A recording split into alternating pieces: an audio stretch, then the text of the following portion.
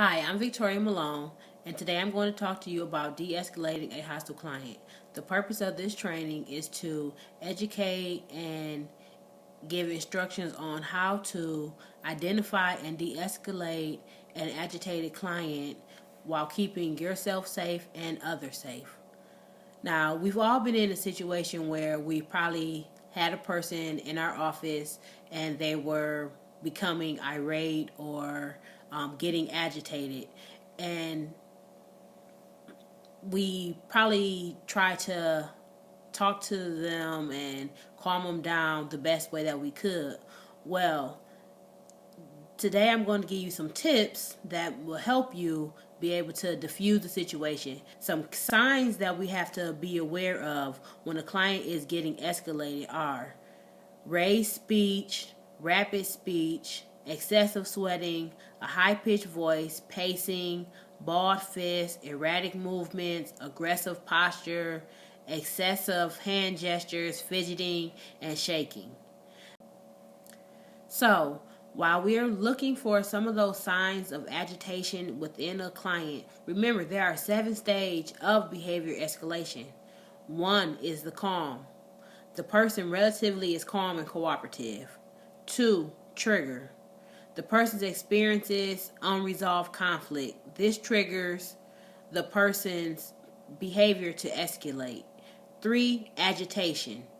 The person increasingly becomes unfocused or maybe become upset. 4, acceleration is conflict is remain unsolved. So the person focus is on the conflict. 5 is the peak. The person is out of control. They may begin to exhibit extreme or severe behavior. And then 6 is the de-escalation. Thence into the peak stage, the person displays confusion. Severity of peak behavior subsides. And then 7 is recovery. The person displays willingness to participate in activities. So today, we're going to talk about de-escalation. Ways that help keep situations from escalating would be to take a deep breath, appear calm, use a calm, low, monotonous voice, move the situation to a quieter environment. That will help the escalating client calm down faster. So you need to make sure you have control of yourself. So control of self could mean taking deep breaths, don't be offensive, be respectful to the person even though they are not being respectful to you. It includes the environment. Don't see the client alone. Don't allow the client to come between you and the door. And if the client comes to the office and they're already agitated, then it's possible that you don't want to see them in your office. You may need to take them to like the conference room to see them because they're already agitated when they first came there, and it's probably not going to be good once they leave.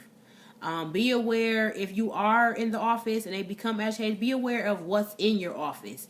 If there's anything in your office that could be used as a weapon, you might want to get those out of the area. And then your physical stance.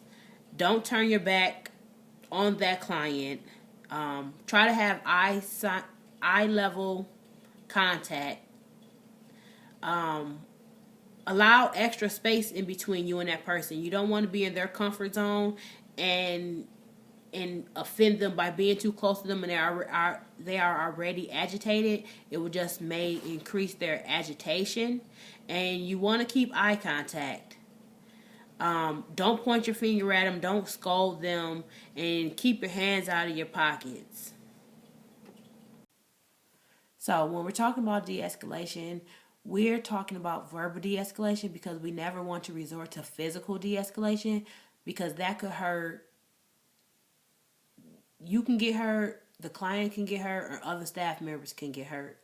So a good thing about de-escalation is our main goal and only goal in it is to reduce the level of anxiety, to encourage the possible for discussion. And reasoning with an enraged person is not possible.